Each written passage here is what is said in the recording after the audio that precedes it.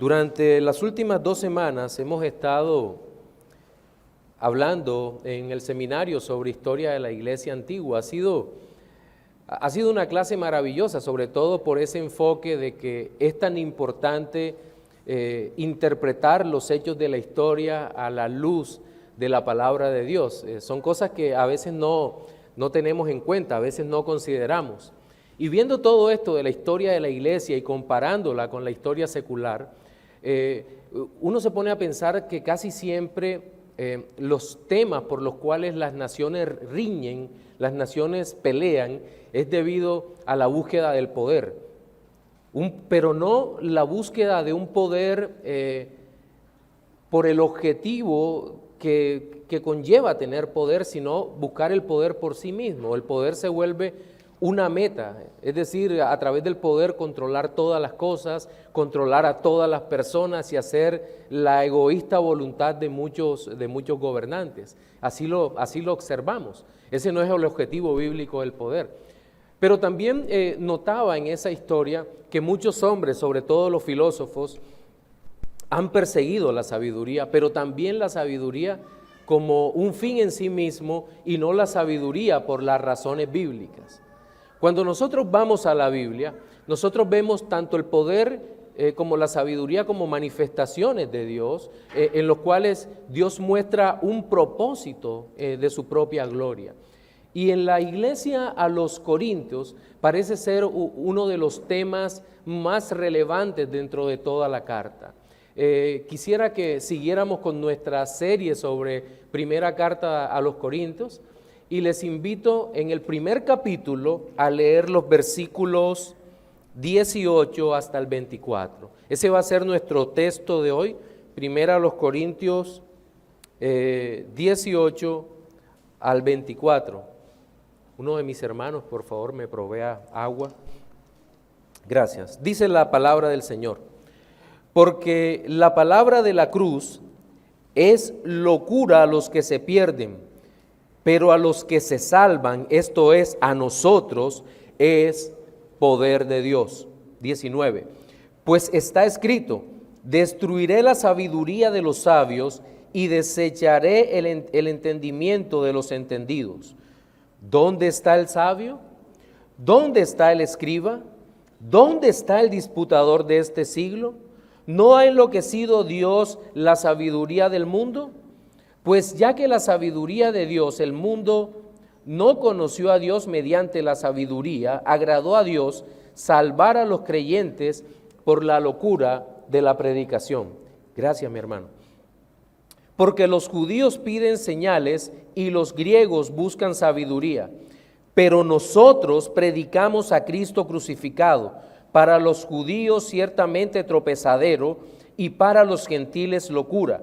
Mas para los llamados, así judíos como griegos, Cristo, poder de Dios y sabiduría de Dios. En el texto que acabamos de leer, nosotros encontramos que tanto el poder como la sabiduría y la salvación, que son los 3 aspectos que vamos a examinar hoy, se encuentran íntimamente ligados a la cruz. Íntimamente ligados a la cruz. Lo digo porque a veces tenemos una concepción del poder por fuera de la cruz, como si el poder fuera un elemento que Dios comunica al ser humano para que haga con él lo que quiere, y estoy hablando dentro de la iglesia, y no es así. La noción de poder está íntimamente ligada a la cruz, pero también el de sabiduría. No es sabiduría por sí misma. Y todo esto va a tener un resultado maravilloso, magnífico en la vida de todos aquellos que creen. Esos son los 3 puntos básicos y sencillos que vamos a tocar en nuestro sermón dominical de hoy. Y quiero empezar por el primero de ellos, que podemos llamarle la cruz, una manifestación del poder de Dios. La cruz, una manifestación del poder de Dios, y el sustento está aquí mismo, desde el versículo 18 hasta el 19. Escuche bien cómo dice. Leámoslo ahora con un poco más de cuidado. Porque la palabra de la cruz es locura a los que se pierden, pero a los que se salvan, esto es, a nosotros, es poder de Dios. Pues escrito está: destruiré la sabiduría de los sabios y desecharé el entendimiento de los entendidos. La primera frase que introduce la sección que vamos a estudiar empieza con un porqué, es decir, está explicando algo. ¿Qué está explicando? Prácticamente el final del versículo 17, en donde dice: pues no me envió Cristo a bautizar, sino a predicar el evangelio, no con sabiduría de palabras, para que no se haga vana la cruz de Cristo. Si nosotros observamos con cuidado, el evangelio, predicar el evangelio, está asociado con la cruz de Cristo, e inmediatamente dice: porque la palabra de la cruz, es decir, porque la palabra del evangelio, es lo que está diciendo el apóstol Pablo, es, y aquí viene un contraste que existe acá, y esto era típico de los escritores judíos, aún de los escritores inspirados, poner en contraste, o lo que en poesía eran los paralelismos. En este caso sería algo así como un paralelismo antitético, donde la segunda idea va en contraposición de la primera. Porque la palabra de la cruz es decir, la palabra del evangelio es locura. ¿Para quiénes? Para los que se pierden. Al parecer el texto griego, en el griego koiné, dice A.T. Robertson, está en presente continuo, es decir, es locura para los que se están perdiendo, pero a los que se están salvando, esto es a nosotros, es poder de Dios, es poder de Dios. ¿Cómo así? ¿Y por qué se presenta esto que pareciera un oxímoron? ¿Saben lo que es un oxímoron? Una figura retórica en donde se ponen palabras contrarias para que una idea tenga sentido. Eso suena raro, ¿verdad? Por ejemplo, en una poesía dice: tu ruidoso silencio. Sí hemos escuchado eso en las canciones, ¿verdad? Sí, entonces puede ser de esa manera que está expresado acá. Pero está diciendo que la palabra de la cruz, el evangelio, es locura para los que se están perdiendo, mientras que para los que estamos siendo salvados es poder de Dios. ¿Cómo podemos conciliar eso? Bien, el grupo de los que se están perdiendo son sin lugar a duda los incrédulos, que a pesar de que escuchan la palabra, que a pesar de que saben que hay un Dios al que tienen que darle cuentas, el asunto es que no están dispuestos a darle cuentas. Más aún cuando escuchan este mensaje de la cruz. Ahora, pongámonos en el contexto de Corinto. Recordemos que Corinto era una ciudad bastante inmoral, como lo habíamos predicado en el primer sermón. Era una ciudad entregada por completo a la idolatría y a la inmoralidad. También recuerden que habíamos hablado de aquel templo que estaba sobre un pequeño monte, el Acrocorinto, en donde había 1000 sacerdotisas paganas dedicadas a la prostitución ritual, y el manejo que estos corintios tenían también de las bebidas era lamentable, hasta el punto que cuando alguien lo encontraban borracho, metido en su vida de placeres y demás, le decían que se había corintizado. Era realmente un estigma terrible, pero merecido, el que tenían los corintios en ese momento. Ahora bien, estos corintios, al igual que todos aquellos que habían sido de extracción griega, al parecer no se preocupaban por otra cosa, sino simplemente por conocer algo de sabiduría y darle rienda suelta a los placeres. Y cuando escuchaban el mensaje de la cruz, que era un mensaje tan sencillo, pero en cuanto a santidad y pureza era contrario a la forma de vida de ellos veían este mensaje tan sencillo como una verdadera locura. O sea, ¿cómo me vas a predicar ese mensaje tan sencillo, la palabra de la cruz, el evangelio? ¿En qué consistía el evangelio? Pues como vamos a repetir durante todo este sermón, el evangelio, la palabra de la cruz, consistía en hablar de todo el ministerio de Cristo, las cosas que el Señor vino a hacer y a enseñar, su muerte sustituta en la cruz del Calvario, su sepultura, su resurrección al tercer día de entre los muertos y su ascensión a los cielos, y que esa verdad es suficiente para cambiar el corazón, para transformar la vida de todos aquellos que creen en Él. Ese mensaje es suficiente para todos aquellos que Dios ha escogido para salvación. Entonces, este mensaje ellos lo veían demasiado básico, demasiado sencillo, y decían: no puede ser, esto es una locura completo, esto es un sinsentido.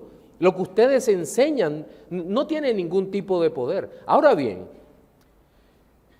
al final de este versículo se habla de poder y seguramente el concepto que los corintios tenían acerca del poder iba muy ligado al poder político que el imperio de Roma, que el imperio romano había mostrado en esa época. Recuerden, nada se oponía a Roma y lo que se oponía a Roma era aplastado inmediatamente. Era la fuerza militar tal vez más notable de toda la edad antigua. Hasta los ejércitos de Roma daban terror cuando según narran los historiadores, los ejércitos empezaban a avanzar. Tenían una disciplina férrea. Ellos tenían unas formaciones que aplastaban a cualquier ejército. Eso eran los romanos. ¿Cómo no asociar el poder con eso? Y ahora viene un débil mensaje, entre comillas, de un hombre que muere crucificado en la cruz y que los discípulos afirman estar vivo. Dice, no, esto es una completa locura. ¿Para quiénes? Para los que se pierden. Pero el contraste es que a los que se están salvando, esto es a nosotros, es poder de Dios. Porque, como decíamos en el título, la palabra de la cruz o el mensaje de la cruz o la cruz misma es la manifestación máxima del poder de Dios que nosotros podemos ver en todo el universo. No hay nada más grande que esto, porque ¿qué sucedió en la cruz? Y seguramente vamos a repetir esto nuevamente. ¿Qué sucedió en la cruz? Nuestra redención, pero ¿a costa de qué? El Señor venció a Satanás, al pecado, al mundo en la cruz del Calvario. A través de la obra en la cruz, nuestro Señor Jesucristo derramó su sangre y pagó con su sangre lo que el Padre exigía que cada uno de sus elegidos pagáramos. Esto es una manifestación única de poder. Y es que tal vez no hemos entendido que íbamos camino al infierno y no hay ningún poder en el universo, ni siquiera todos los ejércitos romanos o todos los ejércitos sumados de las grandes potencias en la historia podrían salvar a una sola persona del infierno. Solo el poder de Cristo, solo su sangre, solo su obra puede rescatar las almas de aquellos que estábamos condenados y sin esperanza. Por esa razón, la cruz de Cristo es la manifestación máxima del poder de Dios en la historia. Y es un hecho histórico que nosotros podemos ver y que la interpretación nos la da el mismo Señor. ¡Qué grande obra hace el Señor! Y luego dice, pues escrito está, destruiré la sabiduría de los sabios y desecharé el entendimiento de los entendidos. Antes de seguir acá, me viene a la memoria algo. ¿Por qué hablaba al principio del presente continuo, de los que están siendo, de los que se están perdiendo o los que se están salvando? Porque la salvación ocurre en tres tiempos. Hemos sido salvados por la obra de Cristo al momento que el Señor nos ha concedido creer. Estamos siendo salvados porque el Espíritu de Dios persevera en nosotros para que nosotros podamos alcanzar el fin de los tiempos y unirnos con Cristo.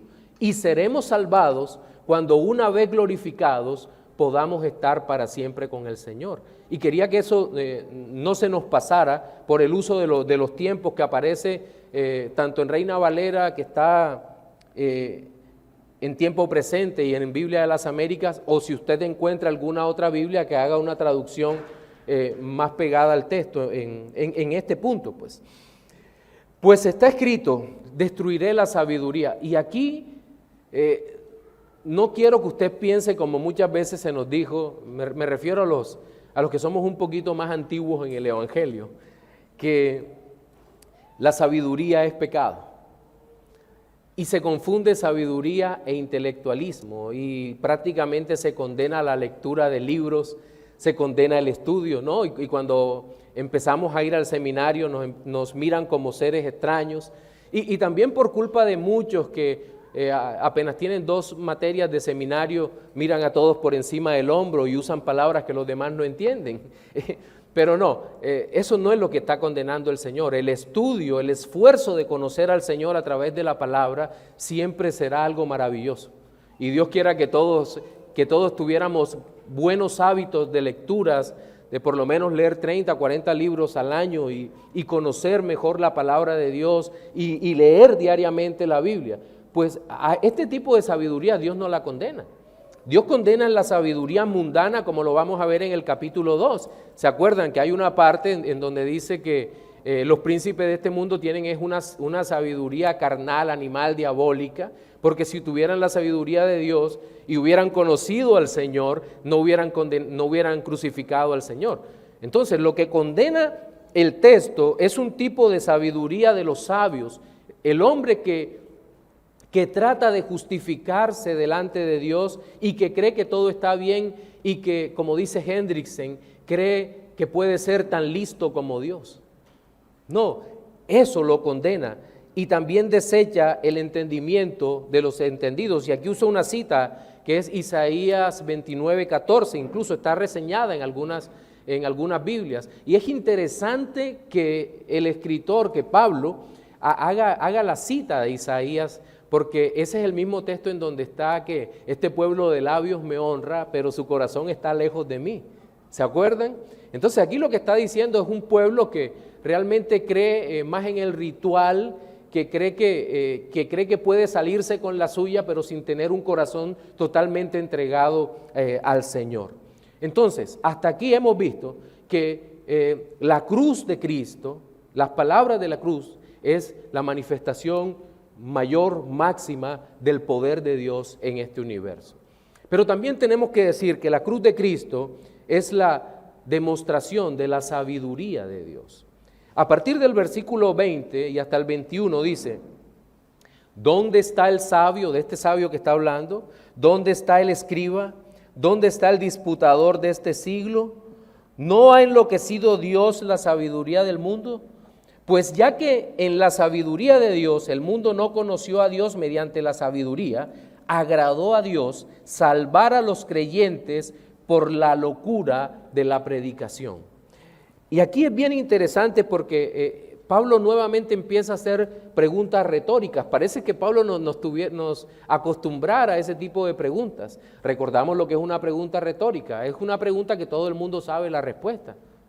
¿Dónde está el sabio? No lo sabemos. Él acaba de decir que destruirá la sabiduría de los sabios. Pero aquí, ¿a qué se refiere con el sabio? Seguramente el griego koiné, que es sofos, tiene que ver con un tipo de sabiduría que se interesaba más en la argumentación filosófica, en los sofismas, y que, escuche bien, no es exclusivo de los filósofos griegos. No es exclusivo de los filósofos griegos. El filósofo en su mundo trata de explicar todas las cosas desde la razón, desde su mente. La razón tiene valor en algunas cosas, pero como decía Pascal, uno de los logros máximos de la razón es reconocer que no puede saber todas las cosas, que no podemos entender todas las cosas. Aún las cosas que medio entendemos, solo lo medio entendemos. Ahora bien, aquí hay un punto importante también a considerar, y es que el sabio, tanto judío como griego, que no conoce a Dios, que no ha abrazado la sabiduría de Dios, por lo general se excusa para decir que no puede conocer a Dios. Hay una máxima en la teología que es: Dios es conocible pero incomprensible. Es decir, podemos conocer a Dios, pero no lo podemos comprender en todo. Ahora, esta expresión es una preposición teológica que tiene deficiencias, como muchas preposiciones teológicas. Nosotros en alguna medida podemos comprender a Dios. ¿Dentro de qué? Dentro del marco de la revelación. Es decir, lo que Dios ha revelado, no todo, porque la Biblia es muy compleja, pero podemos comprender a Dios de alguna manera y podemos saber la voluntad de Dios de muchas maneras para nuestra vida, porque si no fuese así no entenderíamos la ley. Pero lo que está preguntando el Señor es: ¿dónde está el sabio con relación a la sabiduría de Dios que se revela en la cruz? ¿Cuál es la posición de ese sabio? ¿Puedes comprender con tu sabiduría lo que Dios ha revelado en la cruz? La respuesta es obvia. El sabio del mundo no tiene ninguna respuesta para lo que Dios está haciendo, porque para él es locura, como lo explica el versículo 21. Para él es una completa locura y dice, no entiendo. Alguna vez, cuando recién conocíamos o empezábamos a conocer las doctrinas de la gracia, creo que uno de los puntos más difíciles de aceptar para casi todos los nuevos creyentes es la expiación limitada o expiación definida. ¿Cómo así que Cristo solo murió por su pueblo? No entiendo. Y me acuerdo que el Señor me permitió leer un par de libros que son muy sencillos de explicar. Había leído a Calvino y había leído otros y decía, bueno, yo lo entiendo, pero ¿cómo lo explico? Y alguna vez tuve la oportunidad de leer esos libros muy básicos y me senté con un hermano al que aprecio mucho y prácticamente me faltó agarrar plastilina para explicarle el tema de la expiación limitada. Mira, si la Biblia dice que Cristo pagó efectivamente por los pecados, solo aquellos por los que pagó son salvos. No hay más. Cristo no murió por todos, solo murió por aquellos que Dios escogió desde antes de la fundación del mundo, porque si hubiese muerto por todos, todos serían salvos. Ahora, ¿cuál es la razón para esto? Pues bien, Dios no da explicaciones, pero la Biblia sí afirma claramente esta realidad. Y al final él se quedaba así, me decía, Alex, todo lo que tú dices es bíblico, pero yo no lo puedo creer. ¿Dónde estaba el problema? ¿En la Escritura? No estaba en la revelación de Dios. El problema estaba en él. ¿Por qué? Porque seguramente tenía una concepción o tiene una concepción mucho más alta del hombre, de lo que realmente es el hombre y demás. Ese es el problema del sabio. El sabio no puede entender, no puede comprender, porque en la sabiduría de Dios, lo que Dios decretó, como dice el versículo 21, Dios no decretó que el hombre conociera a Dios a través de su propia sabiduría, sino que Dios determinó darse a conocer a través, y aquí hay una profunda ironía, de la locura de la predicación. Así. Y cuando el Espíritu Santo de Dios toca los corazones a través de esta maravillosa locura de la predicación, es que los hombres entienden. ¿Qué es lo que los hombres entienden? Que somos pecadores, que estamos condenados sin Cristo y que urgentemente ya necesitamos a Cristo para salvación. El sabio no puede entender eso. ¿Sabe qué es lo máximo que puede hacer el sabio? Recuerdo un sermón que prediqué hace algunos años sobre Mateo 16, la confesión de Pedro. La pregunta que hace el Señor en aquella confesión, ¿se acuerdan? El Señor está con sus discípulos, se ha apartado de las multitudes, solo están ellos. Y el Señor hace una pregunta maravillosa, realmente hace dos, pero hoy nos ocuparemos solo de la primera. Dice, ¿quién dicen los hombres que yo soy? Y empiezan a responder los discípulos y unos dicen, bueno Señor, unos dicen que eres Juan el Bautista, otros dicen que eres Elías, otros que eres Jeremías o alguno de los profetas. Hasta ahí llega la sabiduría del hombre. Ellos dicen. ¿Hasta dónde llega? Hasta los hombres dicen de ti que tú eres Juan que regresó, Elías que regresó, que tú eres un gran profeta. Solo eso, hasta allí llega la sabiduría del hombre, el reconocimiento histórico y reconocimiento de algunos aspectos de los oficios de Cristo, pero para ellos es imposible conocer al Cristo de la gloria, al Cristo que nos ha salvado, al Cristo que nos ha dado victoria sobre la muerte, sobre el pecado y sobre cualquier otra cosa que nos estorba en nuestra relación con Dios. El sabio de este mundo no puede conocer al Dios de la gloria, no puede conocer al Cristo, y por eso pregunta, ¿dónde está el sabio? No aparece, no puede conocer a Dios. ¿Dónde está el escriba? Y entiendo que la primera reacción interpretativa que tenemos cuando dice ¿dónde está el escriba? Sea pensar que el apóstol Pablo estaba hablando de los escribas de la ley. Recuerdan que dentro de la ley estaban esos escribas que eran expertos en toda la ley de Moisés y eran expertos en el rabinismo y demás, Pues a ese tipo de escribas no se está refiriendo este texto, al parecer, sobre todo porque las referencias que hay en la mayoría de los textos y que hacen la mayoría de los eruditos, Hendrickson, en menor medida MacArthur, A.T. Robertson y demás, parece ser que estaban hablando de los escribas asirios. Y ellos se refieren en especial a aquel evento, creo que usted lo recuerda, de la narrativa de la conquista de Asiria, que una vez le ha puesto sitio a Jerusalén. El rey era Ezequías, y separa el Ramsacés y el Racmac, que eran funcionarios de alto rango del gobierno de Asiria, y se ponen frente a la muralla e insultan al Dios de Israel, y posteriormente uno con aquella arrogancia le dice: Ezequías, ¿tú crees que tu Dios podrá librar a tu pueblo cuando el más pequeño de nuestros capitanes es capaz de arrasar con todo?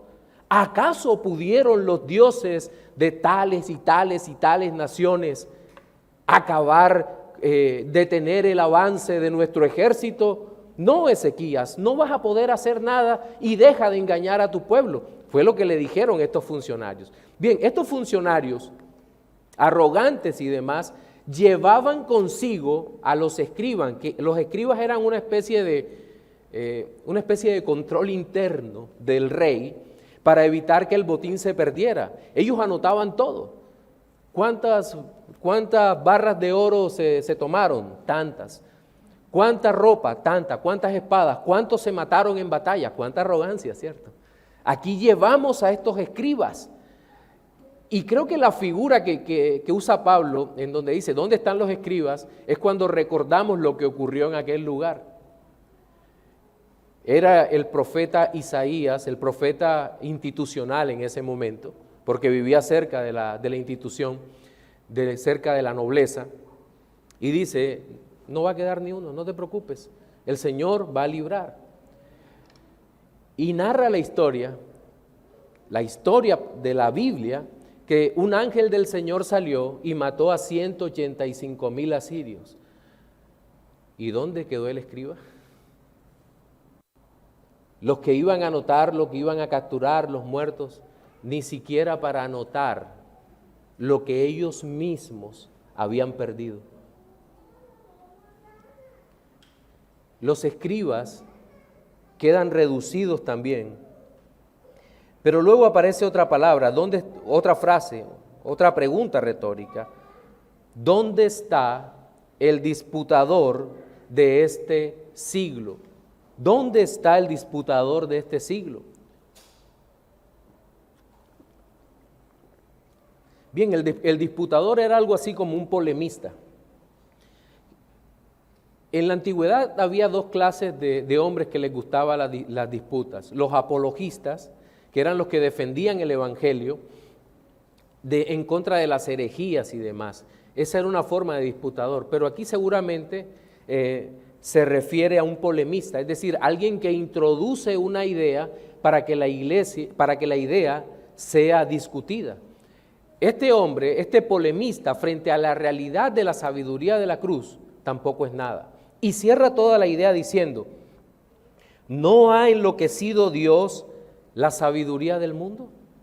Pues sí, Dios ha enloquecido la sabiduría del mundo, porque ni el sabio, ni el escriba, ni el disputador pueden llegar por su propia sabiduría a conocer al Dios de la Biblia, a menos que el Dios de la Biblia se le revele. No hay otra manera de conocer a Dios. Solo agradó a Dios salvar a los creyentes por la locura de la predicación. Y la palabra que se utiliza ahí es querugma o querigma, que es predicar, como lo explicaba alguna vez, predicar toda la obra de Cristo. Cuando el apóstol Pablo utiliza aquí la palabra de la cruz, que es locura, estamos hablando de todo el consejo de Dios, pues todo el consejo de Dios habla de la persona de Cristo, la manifestación más grande de la sabiduría del Señor. Como han dicho muchos autores, lo mejor de Cristo es Cristo mismo. La máxima sabiduría mostrada a los hombres es Cristo pisando la tierra, hablando de manera sencilla. ¿O no recordamos acaso aquel pasaje cuando los fariseos y saduceos envían a unos hombres para que traten de tentar al Señor y tomarlo en alguna palabra? Y cuando regresa, ¿qué dicen? Es que nunca hemos escuchado a alguien hablar así. Jamás. Este hombre es demasiado sabio. A mí me sorprende también el tema de la ofrenda, el tema del impuesto al César. Cómo el Señor agarra a los sabios en su propia sabiduría, los hace caer en su propia trampa. O cómo destroza a aquellos que quieren matar a la mujer adúltera. Los destroza con la sabiduría de lo alto. Y es que nada podemos contra la verdad, sino por la verdad, dice la palabra del Señor. No hay manera, no hay manifestación más grande de sabiduría divina que la obra de Cristo, porque piense esto. Nosotros podemos imaginar un sistema de salvación basado en nuestra propia mente, en nuestra propia idea. El catolicismo romano ha sido experto en imaginar un sistema de salvación al que le agregan más y más cosas. La gracia una gracia extraña que es infundida, no imputada a través del bautismo de infantes. Ahora tienes un poquito de gracia, luego confirmamos con otro poquito de gracia, porque la iglesia es la dispensadora de la gracia, y luego con otro sacramento, otro poquito de gracia, y cuando te estás muriendo, otro poquito más de gracia, para ver si tal vez alcanzas el cielo eterno. Pero es maravilloso cuando nosotros, en vez de todos esos sistemas humanistas basados en las obras y basados en nosotros mismos, encontramos que esta locura de la predicación nos dice: tú eres un pecador que necesitas de la gracia de Cristo, de apropiarte de la obra de Cristo, y eso solo se hace mediante la fe en Él. Por lo tanto, arrepiéntete y ven a sus pies. Cuando entendemos eso y el Dios Todopoderoso revela esa verdad a nuestras vidas, no tenemos otra cosa por hacer sino seguir a este Dios Todopoderoso que se ha mostrado sabio ante nuestros ojos, y a través de esta realidad de la salvación en Jesucristo, por su gracia, abrazamos la fe y caminamos por Él, caminamos hacia Él. Y es un motivo maravilloso para darle la gloria a Dios. Ahora bien, pero también tenemos que decir que la cruz tiene un resultado glorioso, y es la salvación. Sí, la palabra de la cruz es poder, la palabra de la cruz es sabiduría, pero la palabra de la cruz tiene un resultado maravilloso en los que creen, que es la salvación del alma. El versículo 22 dice: porque los judíos piden señales y los griegos buscan sabiduría. Esto era una constante en ambas culturas que pueden representar a todas las culturas hoy en día. Los judíos, ¿qué pedían? Señales. ¿Se acuerdan que se le acercaron al Señor alguna vez y le dijeron: ¿qué señal nos das que tú eres el Cristo? Miren, la máxima señal era que Cristo estaba allí. ¿Qué tal que Cristo hubiera accedido a sus pretensiones? ¿Por qué no me haces otra señal? ¿Y otra? ¿Y otra? ¿No fue lo que le propuso el diablo? ¿Por qué no saltas del pináculo del templo para ver, para que vengan ángeles y te sostengan? Hubiese sido fatal para el evangelio. ¿Por qué? Porque las señales son como una droga. ¿Usted no ha visto las iglesias carismáticas que dicen que tienen señales? Las señales son como una droga. Si hoy hay una emoción, necesitan otra emoción mayor para poderse sostener allí. Eso es real. Pero el Señor dice: la generación perversa y adúltera demanda señal, pero señal no le será dada, sino la señal del profeta Jonás, que estuvo 3 días y 3 noches en el vientre del pez. Aquí el Señor está hablando de una señal muchísimo mayor que cualquiera de las que ellos pudieran pedir. Detener el sol era relativamente fácil para Dios, como lo hizo en la época de Josué. Abrir el mar, como lo hizo en la época de Moisés, o enviar plagas, o darles pan. Todas esas señales el Dios Todopoderoso la había hecho. Pero ahora el Señor propone una señal muchísimo mayor. ¿Cuál? Destruyan este cuerpo, dice el Señor, y en 3 días lo edificaré nuevamente. Eso es lo que nosotros vemos, es una señal mayor. Los judíos pedían señales y los griegos o gentiles buscaban sabiduría. Y seguramente nosotros recordamos el capítulo 17 del libro de los Hechos, Pablo en Atenas, donde hubo un aparente fracaso. ¿Por qué se interesaban los atenienses y todos los griegos? Escuchar algo nuevo, algo nuevo. ¿Algo nuevo qué? ¿Qué tendrá este palabrero? Cuán ofensivo, ¿cierto? Era un ave que todo lo botaba, así como... Yo me imaginaba que lo comparaban algo así como con el monstruo come galletas de la Plaza Sésamo. ¿Qué tendrá este palabrero? Y ¿sabe qué? Uno de los problemas en que, cuidado, podemos caer nosotros los reformados, porque somos muy dados a lo intelectual, nos gusta lo intelectual, nos encanta lo intelectual, a nosotros, a todos, a mí me gusta lo intelectual, solo que no tengo la capacidad intelectual que quisiera tener, pero nos gusta. Y nos gusta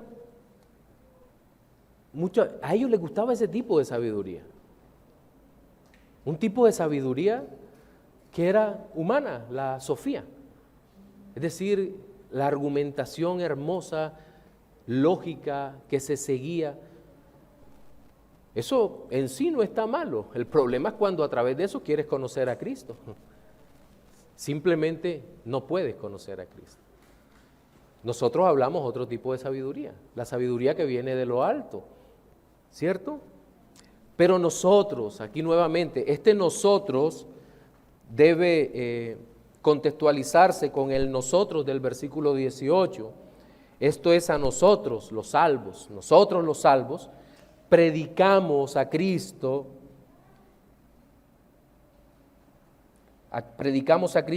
crucificado, para los judíos tropezadero y para los gentiles locura. Ya lo habíamos hablado. Para los judíos tropezadero, para el judío era inconcebible que su Mesías hubiese muerto en una cruz. ¿Cómo así?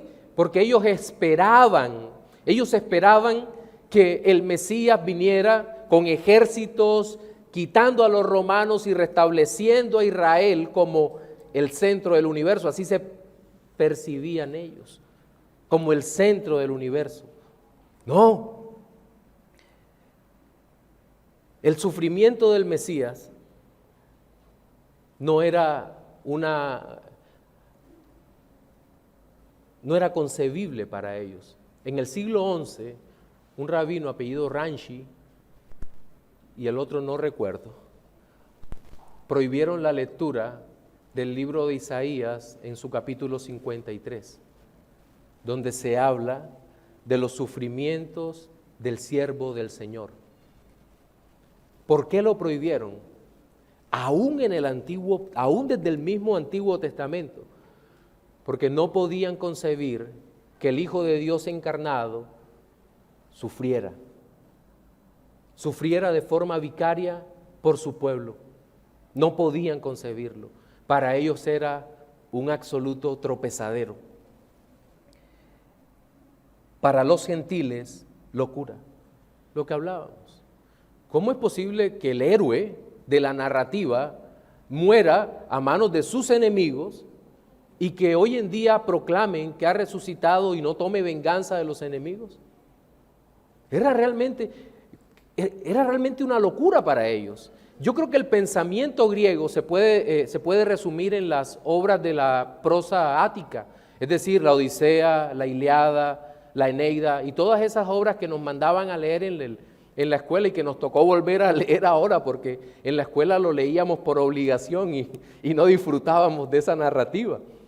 Pero si solo por hablar de la Odisea, el héroe Ulises u Odiseo, como lo llaman en otras traducciones, era un hombre motivado profundamente por la venganza. Y el valor máximo que muestra la Odisea es a este hombre que cobrará venganza. Ese es el típico héroe que trascendió no solo la narrativa griega, sino todas las novelas hasta nuestro tiempo y cualquier relato, aún el relato del cine hasta nuestro tiempo. ¿Qué es lo que más admiramos dentro del cine? Rambo, por lo menos en mi generación. Ya en esta generación será Ramba, porque todo está feminizado. Todo, entonces, o Los Ángeles de Charlie, una chica así de 40 kilos golpea a un tipo de 90 y lo hace volar 3 metros. En fin, bueno, todo eso es parte del marxismo cultural que Vixen predicaba ahora y que quieren que nos tomemos ese ricino sin limón, en fin. Pero entonces, por lo menos hasta hace 10 o 15 años, ese era el héroe que nosotros veíamos, ¿no? Superman llegaba, arreglaba todo. Cualquier cosa, y estos héroes, el héroe que tomaba la venganza mortal. Él sufrió la pérdida de su familia, pero ahora se ha vengado. Y si saliera el contador de balas al lado, en fin. Ese es el héroe. Pero nuestro Señor Jesucristo, como dice Vishal Mangalwadi, es todo lo contrario al héroe. Allí estaban sus enemigos, sus detractores, y los miró con amor y dijo: Dios, perdónalos porque no saben lo que hacen.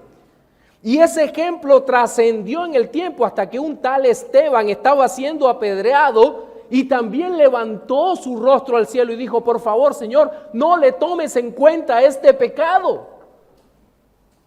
¿Locura? Sí, para el griego es locura porque Cristo no encaja en el héroe del uno ni del otro. Cristo solo encaja dentro de la sabiduría celestial y esa es la verdadera sabiduría que nos transmite a nosotros. Y es por eso que cierra todo el relato diciendo: mas para los llamados, así judíos como griegos, Cristo, poder de Dios y sabiduría de Dios, porque una vez hemos sido salvados por Cristo, solo podemos decir: Señor, yo jamás me pude imaginar que tú me amaras, que tú me salvaras, que siendo tu enemigo tú vinieras por mí, Señor. Jamás pensé eso, jamás vi tanto despliegue de poder para salvarnos a nosotros que no éramos merecedores de tu gracia. Cuánta misericordia tuya para con nosotros, Señor. ¿Qué vemos los creyentes en la cruz de Cristo? Poder de Dios, la máxima manifestación del poder de Dios. ¿Qué vemos los creyentes en la cruz de Cristo? La máxima manifestación de la sabiduría de Dios. ¿Qué vemos los creyentes en la cruz de Cristo? Salvación. La salvación de nuestras almas y de todos y cada uno de los que hemos puesto nuestra confianza en el Rey de Reyes y Señor de Señores. Quiero hacer un par de reflexiones finales o aplicaciones para los no creyentes. Seguramente tendrás una idea de lo que debe hacer Dios para que tú le creas. Pero ¿sabes qué? Dios no va a hacer nada de lo que tú crees que Dios debe hacer. Dios no está obligado a reparar tu familia fracasada, ni a sanar a tu familiar. Dios no está obligado a nada, escúchalo. Porque lo que Dios ha hecho para salvarnos ya está registrado en la palabra y es tu obligación creer. Por lo tanto, el llamado que hago es para que vengas en arrepentimiento y fe a los pies de Cristo, suplicándole que te perdone. Para los creyentes, mis amados hermanos en la fe, si queremos encontrar gozo, deleite, si queremos encontrar sentido a cada uno de nuestros pasos, corramos siempre a los pies de Cristo sabiendo que en la cruz de Cristo, en su obra, en su resurrección, hay poder de Dios, sabiduría de Dios y que hemos sido salvos por esa obra maravillosa. Amén.